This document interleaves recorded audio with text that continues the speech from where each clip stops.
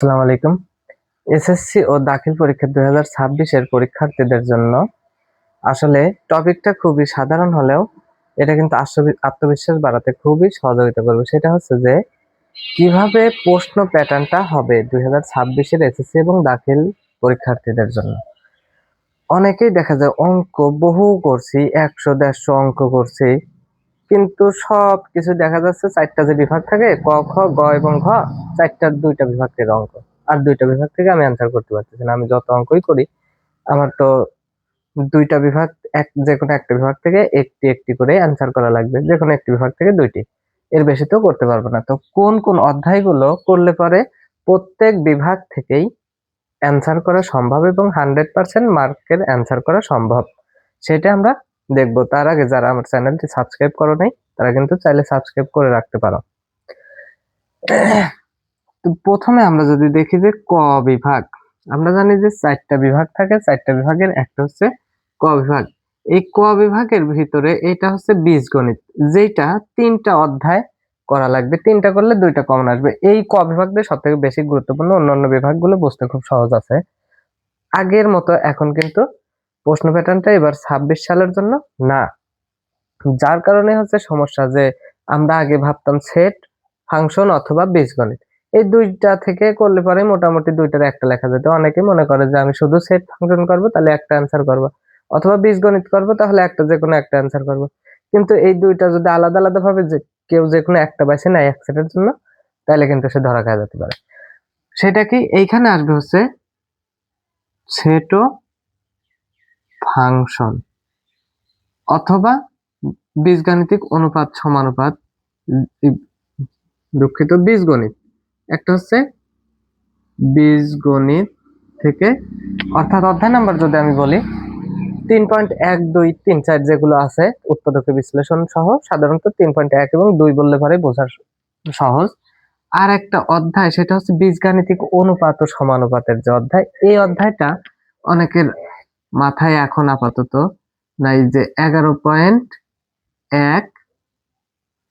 এবং 11.2, এই যে 2টা অধ্যায়, এই মোট এই 3টা বিষয়ে না করলে পরে এই ক বিভাগ থেকে কমন পাওয়া খুব কষ্ট।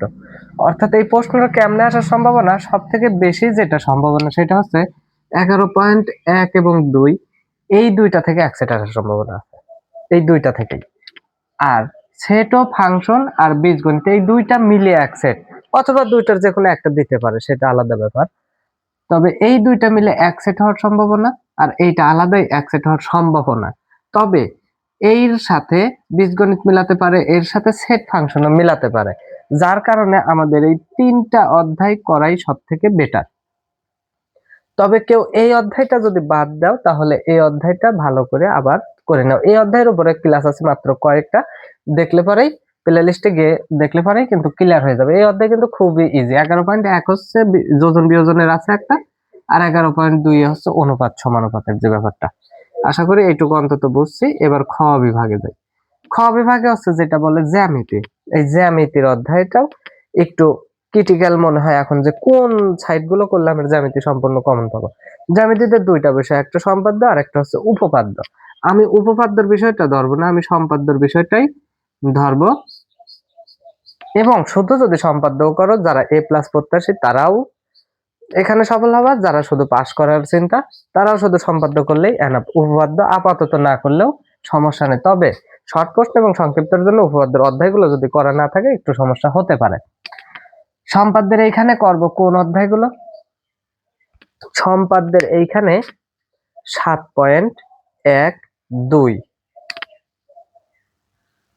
7.1, 7.2, আর একটা হচ্ছে এই 7.1, 2টা ভালো করে আগে মাথায় নিবা। বইটা হাতে নাই কাছে, এখন দেখাতে পারতেছি না। 7.1, 2 এ এইখানে কয়টা বিষয় সেটাও দেখাচ্ছি। তারপরে আছে 8.5, যেটা বৃত্ত সংক্রান্ত সম্পাদ্য আছে। এইখানে 8.5 এ 3টা বা 4-5টা করলে পরে এনাফ। সেটা হচ্ছে যে বই থেকে 3টা করলে এনাফ, এবং এই যদি আমরা বোর্ড প্রশ্ন করি তাহলে 2-1টা বেশি করলে এনাফ। সেটা কি? এইখানে অন্তর্বৃত্ত, অন্তর্বৃত্ত, বহির্বৃত্ত আর একটা পরিবৃত্ত।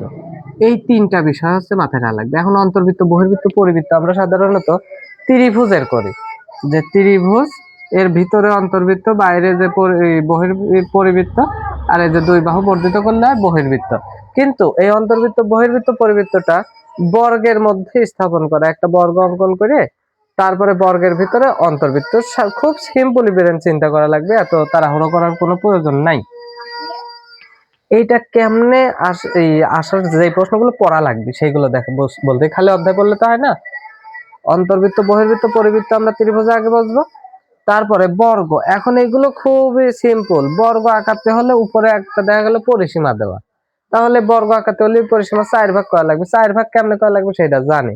যদি উপরে পরিসীমা দিয়ে বলে ত্রিভুজের অন্তর্বৃত্ত বা বহির্বৃত্ত আঁকো, সেক্ষেত্রে 3 ভাগ করা লাগবে। 3 ভাগ কেমনে করা লাগবে সেটাও জানি। যারা জানে না তারা আমার ভিডিও কিন্তু দেখে নিতে পারো, যে একটা বাহুকে 3 ভাগ অথবা 4 ভাগ কিভাবে করবো।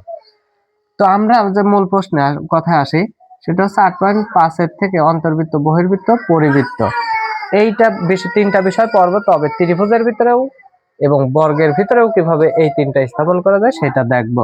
বিশেষ করে বর্গের ভিতরে এই অন্তর্বৃত্ত আর হচ্ছে এই পরিবৃত্ত, এই দুইটা।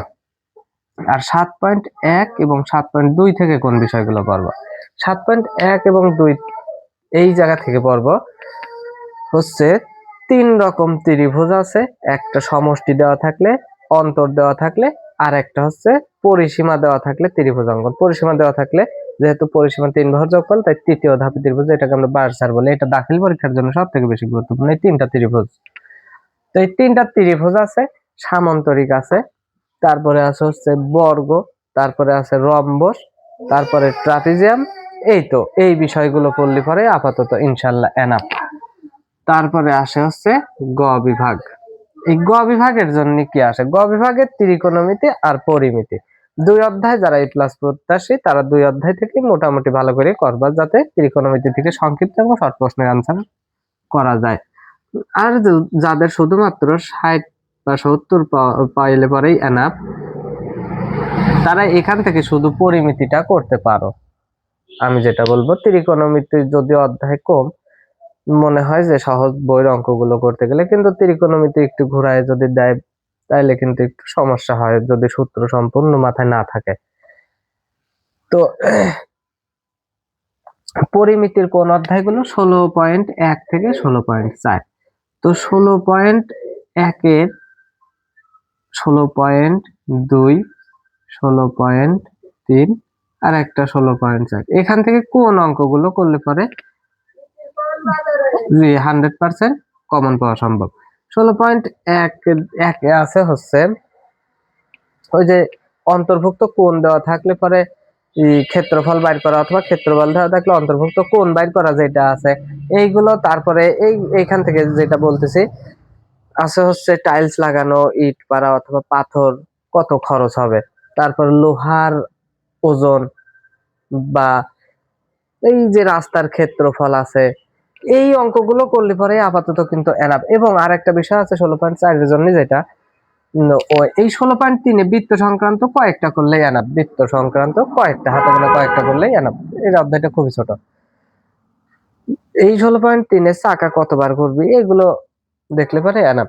16.4, 16.4 যে বিষয়টা আছে, সম্পূর্ণ ক্ষেত্রের ক্ষেত্রফল কত। এই সম্পূর্ণ ক্ষেত্রের ক্ষেত্রফল নিয়ে যারা ভিডিও দেখেনি তারা আমার প্লেলিস্ট চেক করে কিন্তু দেখতে পারো। সম্পূর্ণ ক্ষেত্রের ক্ষেত্রফল এর কোনো সূত্র নাই। তো সম্পূর্ণ ক্ষেত্রের ক্ষেত্রফল এটা কেমনে থাকে? এবার একটা নির্বাচনী পরীক্ষায় এরকম সংক্ষিপ্ত প্রশ্ন আছে, এইরকম দিয়ে যে এরকম আছে, বলছে সম্পূর্ণ ক্ষেত্রের ক্ষেত্রফল কত, এই জায়গায় একটা মান দেওয়া আছে, ধরলাম 20। তো এইটা বর্গ বলা আছে, এটা হচ্ছে বর্গ, মনে করলাম এ বি সি ডি। এই এবিসিডি হচ্ছে বর্গ, আর এবিসিডি এটা হচ্ছে সম্পূর্ণ ক্ষেত্র। তো কেমনে? আমার সম্পূর্ণের তো কোনো সূত্র নাই, কিন্তু বর্গের ক্ষেত্রফলের তো সূত্র আছে। তাই বর্গের ক্ষেত্রফল বাইর করবো। বর্গের যে এইটা কি এক বাহু না? এক বাহু দেওয়া থাকলেই তো বর্গের ক্ষেত্রফল বাইর করা সম্ভব, তাই না? বাহুর স্কয়ার, তার মানে বাহুকে স্কয়ার করলে 20 কে স্কয়ার করলে 400 আসছে, এইটাই। এখন এর উপরে যেটা আছে এটা কি? এটা অর্ধবৃত্ত। এটা হচ্ছে অর্ধবৃত্ত। অর্ধবৃত্তের ক্ষেত্রফল কি? বৃত্তের ক্ষেত্রফল ভাগ 2 দিয়ে যা বেরোবে দুইটা যোগ করে দিলে পরেই তো সম্পূর্ণ ক্ষেত্রের ক্ষেত্রফল হয়ে গেল। এই বিষয়গুলো 16.4 এটা খুবই মোস্ট ইম্পর্টেন্ট। এবং ঘ নাম্বারে যেটা বলার অপেক্ষা রাখে না, পরিসংখ্যান। পরিসংখ্যানে আপাতত আর কিছু বলার নাই, তবে সহজ মনে করার কারণে পরিসংখ্যান থেকে আমি দেখছি 20 মার্কের 20 কেউ তুলতে পারে না, অনেকেই এই যে মনে করে সহজ করে না।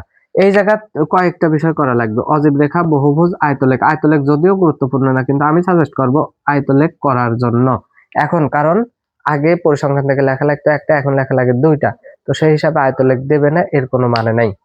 তাই বহুভুজ, অজীব রেখা, আয়তলেখ আর একটা গড়, মধ্যক, প্রচুরক, এই তিনটা বিষয় খুবই ক্লিয়ার করে পড়ে যাওয়া লাগবে। এবং সারণী তৈরি করা, সারণী তৈরি করতে কি লাগে আমরা জানি। তো যাই হোক, যারা দেখো নাই, আমার প্লে লিস্টে কিন্তু সব বিস্তারিত আছে, সেগুলো দেখতে পারো।